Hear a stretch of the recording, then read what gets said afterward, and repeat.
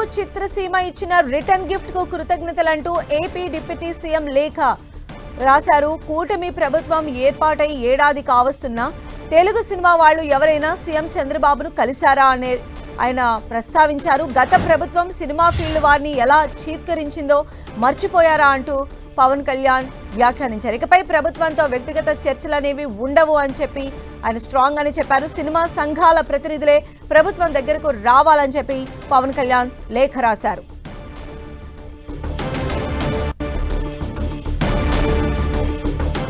తెలుగు చిత్ర పరిశ్రమకు సంబంధించి AP deputy CM Pawan Kalyan రాసినటువంటి లేఖ ఇప్పుడు మనం చూస్తూ ఉన్నాము. తెలుగు చిత్రసీమ ఇచ్చిన రిటర్న్ గిఫ్ట్ను ఆ గిఫ్ట్ కృతజ్ఞతలంటూ కూడా పవన్ కళ్యాణ్ చెప్పారు. కూటమి ప్రభుత్వం ఏర్పాటై ఏడాది కావస్తున్నా తెలుగు సినిమా వాళ్ళు ఎవరైనా వచ్చి సీఎం చంద్రబాబును మర్యాదపూర్వకంగా కలిశారా అని ఆయన క్వశ్చన్ వేశారు. గత ప్రభుత్వం సినిమా ఫీల్డ్ వారిని ఎలా చీత్కరించిందో మర్చిపోయారా అంటూ కూడా పవన్ ఈ సందర్భంగా ఆయన గుర్తు చేయడం జరిగింది. ఇకపైన ప్రభుత్వంతో ఎలాంటి వ్యక్తిగత చర్చలు ఉండవంటూ కూడా పవన్ కళ్యాణ్ లేఖ ద్వారా స్పష్టం చేశారు.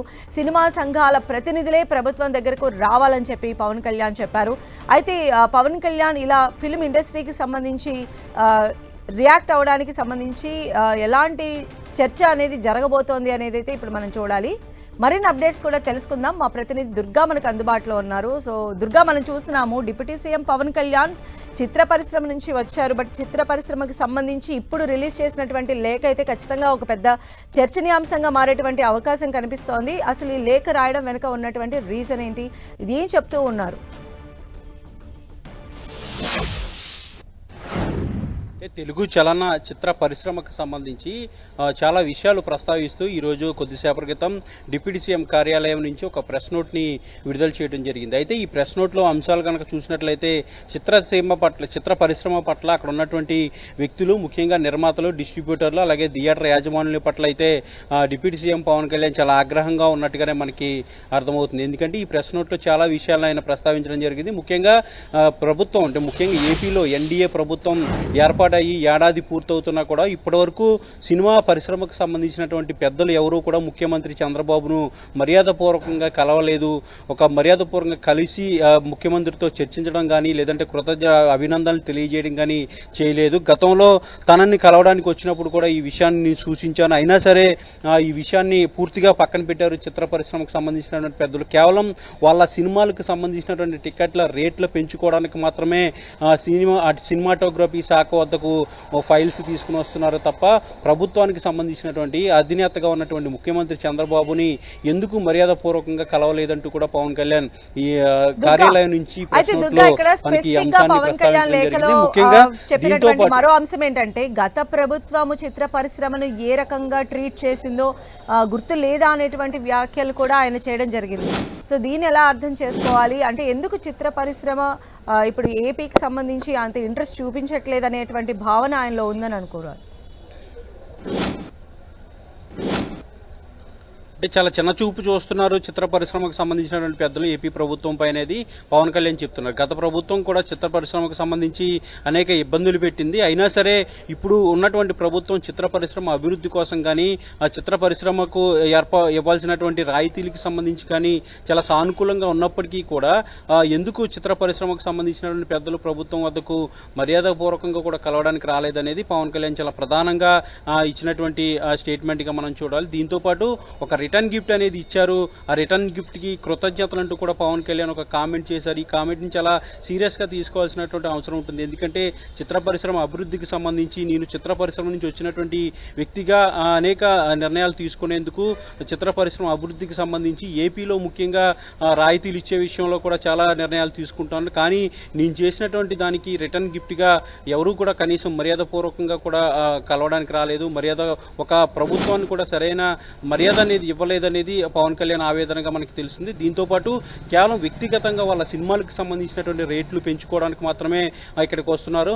అలా కాకుండా ఒకేసారి సంఘటితం అయ్యి ఒక సంఘంగా ఏర్పడి వాళ్ళంతా కనుక వచ్చినట్లయితే చిత్ర పరిశ్రమకు సంబంధించినటువంటి సమస్యలన్నీ కూడా పరిష్కరించేందుకు తాను పవన్ కళ్యాణ్ లేఖలో చెప్పడం జరిగింది. దీంతో పాటు ఇకపై ఎవరితో కూడా వ్యక్తిగతమైనటువంటి రేట్ల విషయంలో కావచ్చు లేదా సినిమా రిలీజ్ అయినప్పుడు వేసుకునేటువంటి షోస్ విషయంలో కావచ్చు అక్కడ ఉన్నటువంటి ఉన్నటువంటి గవర్నమెంట్, ఎస్పెషల్లీ ఫిల్మ్ ఇండస్ట్రీ నుంచి ఉన్నటువంటి పవన్ కళ్యాణ్ చాలా సానుకూలంగా స్పందించడం జరిగింది. వాళ్ళు ఏదైతే ఫిల్మ్ ఇండస్ట్రీ కోరుకున్నట్టుగానే అక్కడ సినిమాలు ఆడటం కూడా మనం చూస్తూ ఉన్నాం. అక్కడ నుంచి వసూళ్ల శాతం కూడా చాలా ఎక్కువగా ఉంటుంది జనరల్గా మనం చూసినట్లయితే సినిమా కలెక్షన్స్లో.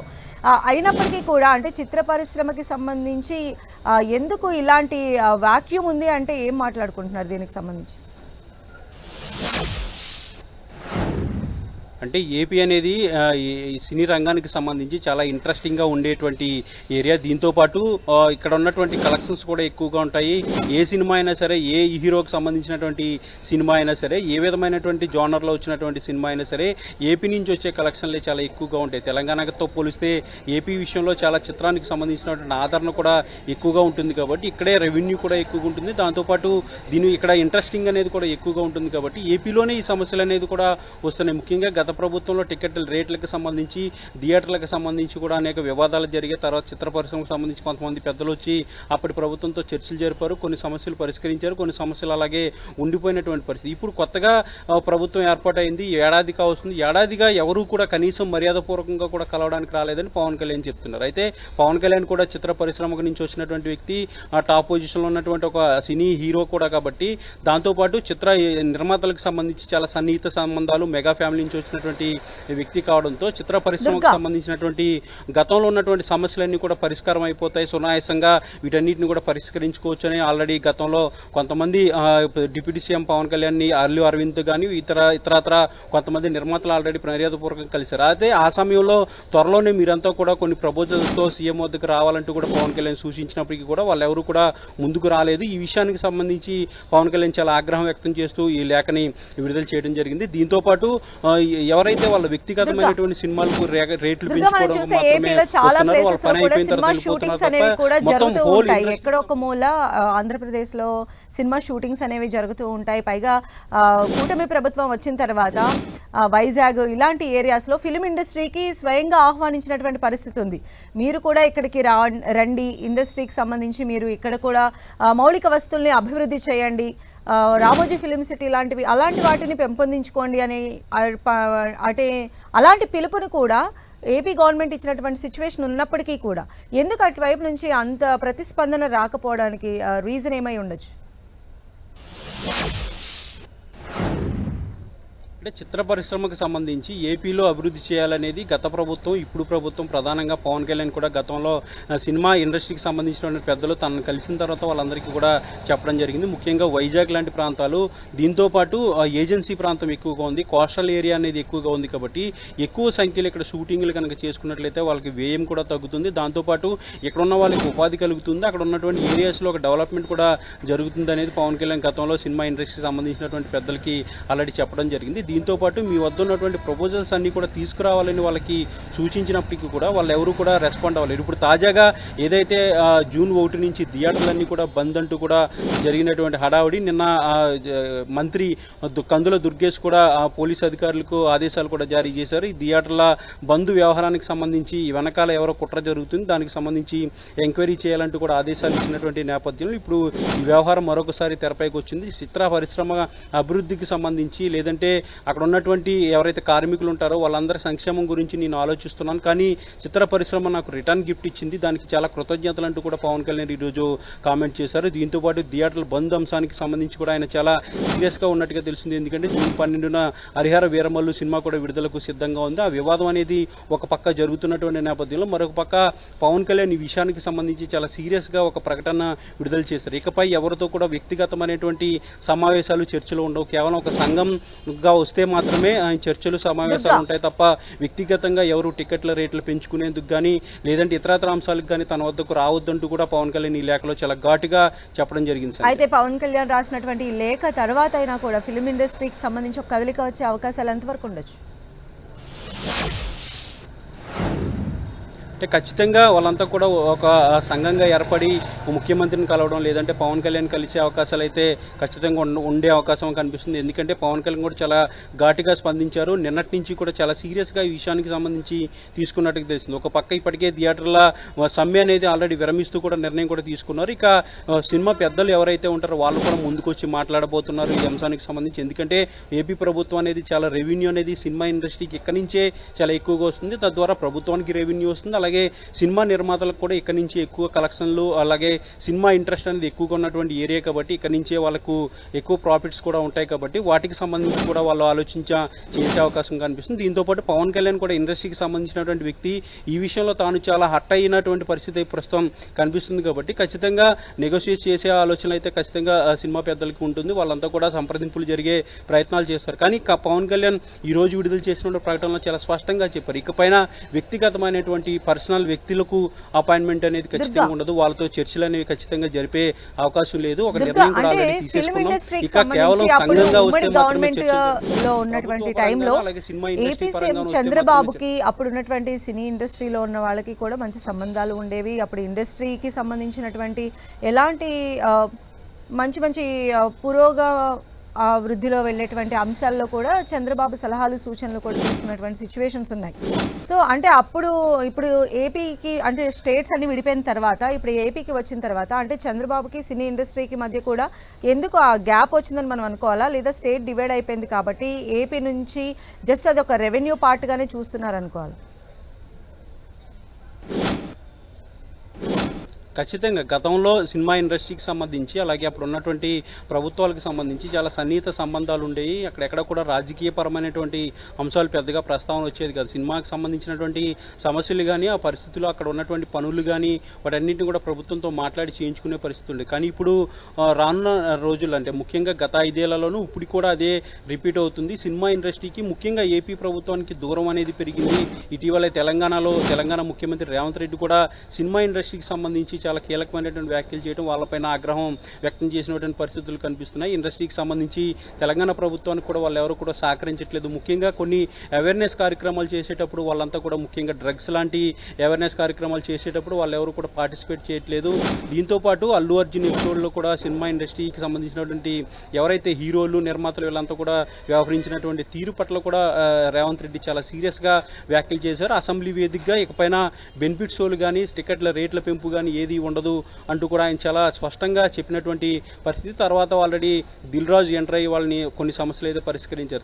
అలాగే ఇక్కడ ఏపీకి సంబంధించి దీన్ని నెగోషియేట్ చేసేందుకు, దీంతో మాట్లాడేందుకు పవన్ కళ్యాణ్ ఒక రకంగా ఫార్వర్డ్ అయినప్పటికీ కూడా ఇండస్ట్రీ నుంచి ఎవరూ కూడా ముందుకు రావట్లేదు అనేది ప్రధానంగా ఇప్పుడు వస్తున్నటువంటి వాదనగా మనకు అర్థమవుతుంది. ముఖ్యంగా ఏపీకి సంబంధించి ఏపీ ప్రభుత్వంతో గతంలో చంద్రబాబు సీఎంగా ఉన్నప్పుడు ఏపీ సినిమా ఇండస్ట్రీకి సంబంధించి ఉన్నటువంటి పెద్దలు మురళీమోహన్ కానీ, దాసనారాయణరావు, అలాగే ఇతరత్ర చాలా మంది పెద్దలంతా కూడా చంద్రబాబుతో మాట్లాడేవారు. వాళ్ళ సమస్యల గురించి పరిష్కరించుకునే ప్రయత్నం జరిగింది. ఇప్పుడు ఉన్నటువంటి ప్రొడ్యూసర్లు కానీ, ఆ సినిమాకి ఇండస్ట్రీకి సంబంధించినటువంటి పెద్దలు కానీ ప్రభుత్వాలతో డీల్ చేసే విధానంలో కాస్త డిఫరెన్సెస్ వస్తున్నాయి. వాళ్ళు పెద్దగా పట్టించుకోవట్లేదు.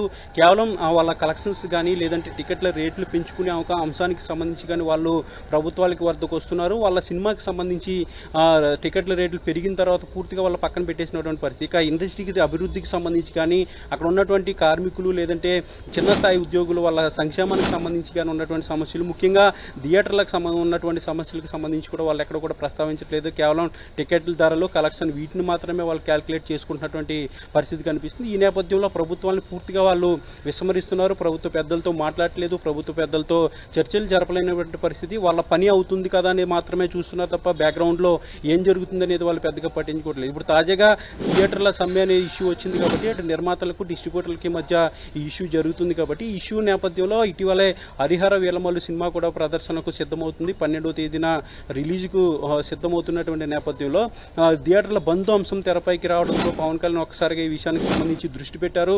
ఈ థియేటర్ల బంద్ వ్యవహారానికి సంబంధించి ఎవరో 4 పెద్దలు దీనిపైన ఉన్నారు. ఒక కుట్ర అనేది పండుతుంది. పవన్ కళ్యాణ్ సినిమా అనేది ఆపేందుకు ప్రయత్నిస్తున్నారు. దీని వెనక ఏం జరిగిందనేది పూర్తిగా విచారణ చేయాలంటూ కూడా మంత్రి కందుల దుర్గేష్ ఆల్రెడీ హోంశాఖ కార్యదర్శికి ఆదేశాలు కూడా జారీ చేయడం జరిగింది. ఈ నేపథ్యంలో వీళ్ళందరూ ఒకసారిగా థియేటర్ల బంద్ అనేది ఏదైతే సమ్మె నిర్ణయం ఉందో అది వెనక్కి కూడా తీసుకోవడం జరిగింది. దీంతోపాటు థియేటర్ల పైన ముఖ్యంగా మల్టీప్లెక్స్లు సింగిల్ థియేటర్ల పైన కూడా ఈరోజు పవన్ కళ్యాణ్ ఇచ్చినటువంటి ప్రకటనలో చాలా కీలకమైనటువంటి అంశాలు విడుదల చేయడం జరిగింది. ఏ సినిమాకి ఎంత టికెట్లు వసూలు చేస్తున్నారు, ముఖ్యంగా సినిమా థియేటర్లు మల్టీప్లెక్స్లో ఉన్నటువంటి ఆహార పదార్థాలు, కూల్ డ్రింక్స్, వాటర్కి సంబంధించినటువంటి ధరలు ఏ విధంగా ఉన్నాయి, వీటన్నింటికి సంబంధించి కూడా ఒక ప్రణాళికను రూపొందించి ముఖ్యంగా ఒక పాలసీని తీసుకురావాలంటూ కూడా పవన్ కళ్యాణ్ నిర్ణయం తీసుకున్నట్టు తెలిసింది. దానికి సంబంధించి త్వరలోనే సినిమాటోగ్రఫీ మంత్రితోనూ అలాగే పౌర సరఫరాల శాఖ మంత్రితో పాటు హోంశాఖ మంత్రితో కూడా మాట్లాడి దీనికి సంబంధించినటువంటి ఫర్దర్ పాలసీని ఒక దాన్ని తీసుకురావాలి.